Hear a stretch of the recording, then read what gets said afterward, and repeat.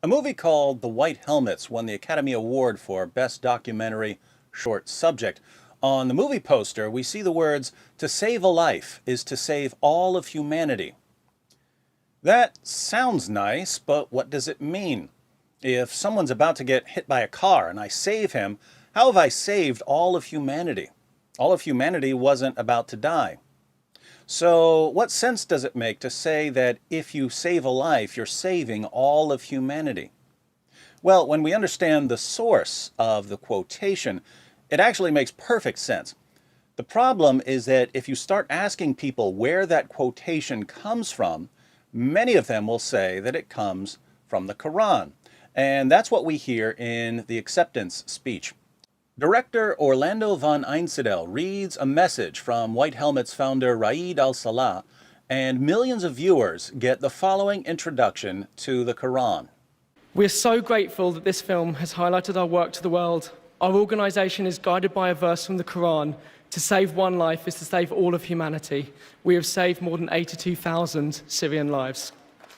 I have mixed feelings about responding here. On the one hand, the actual group of rescue workers called the White Helmets are heroes.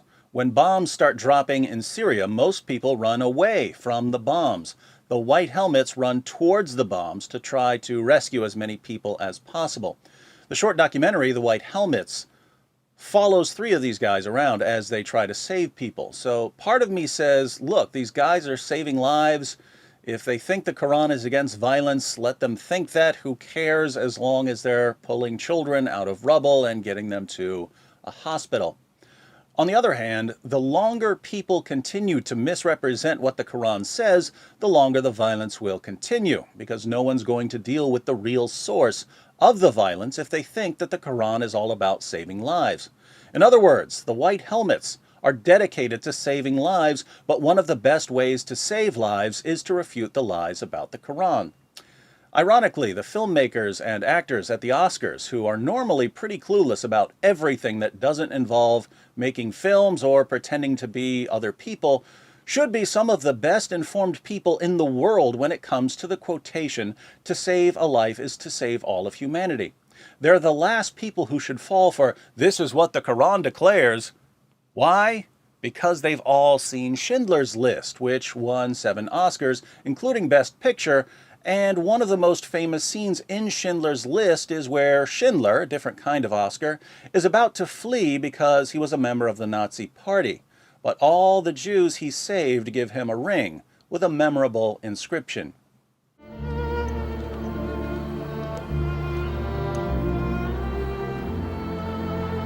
It's Hebrew from the Talmud. It says, whoever saves one life saves the world entire.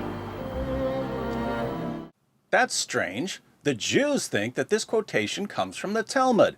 Maybe because it comes from the Talmud, Mishnah Sanhedrin chapter 4, where it makes perfect sense.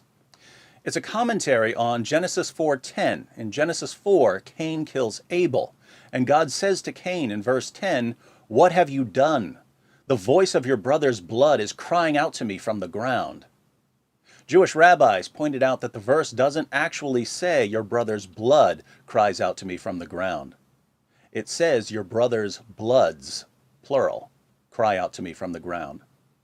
The implication of the plural, bloods, is that it wasn't just Abel's blood crying out from the ground. It was the blood of all his future descendants.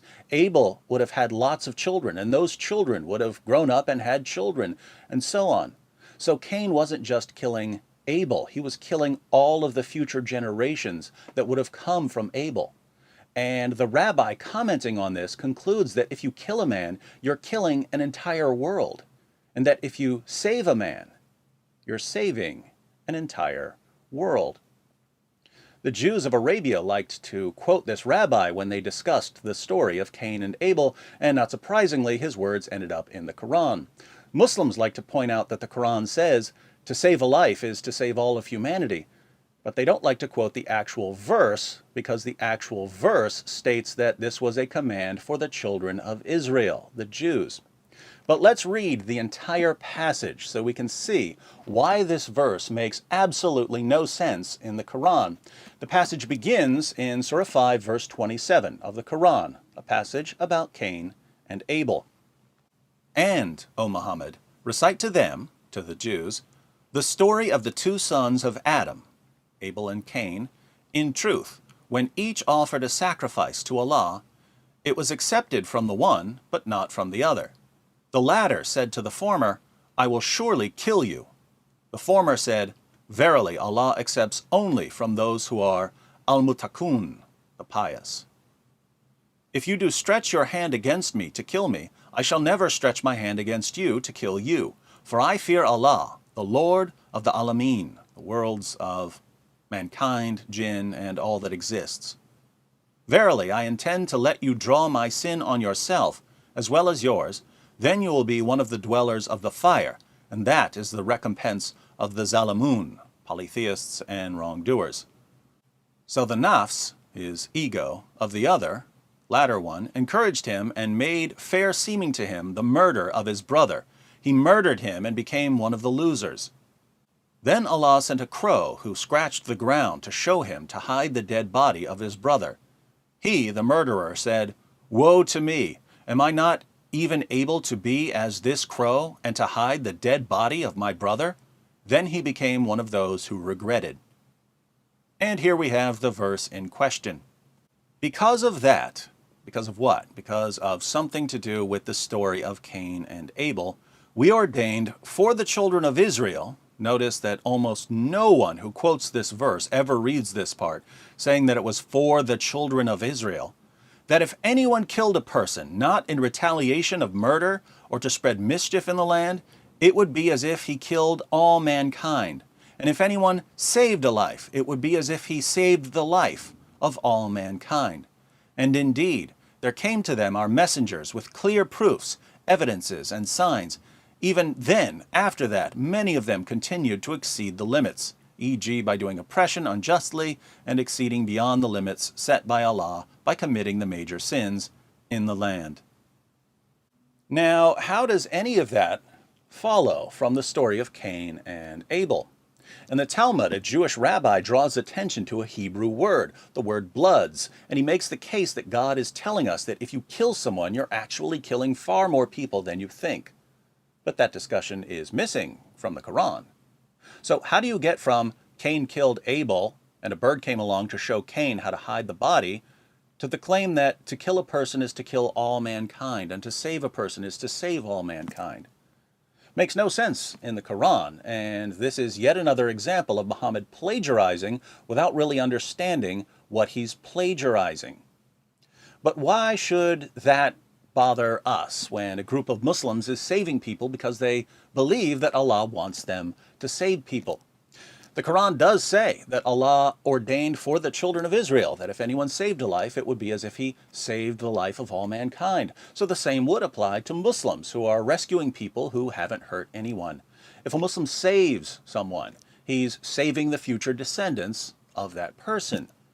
So what's the problem? Well, the problem here is not saving lives. It's good to save lives. The problem is why there's a constant need to save lives in the Middle East.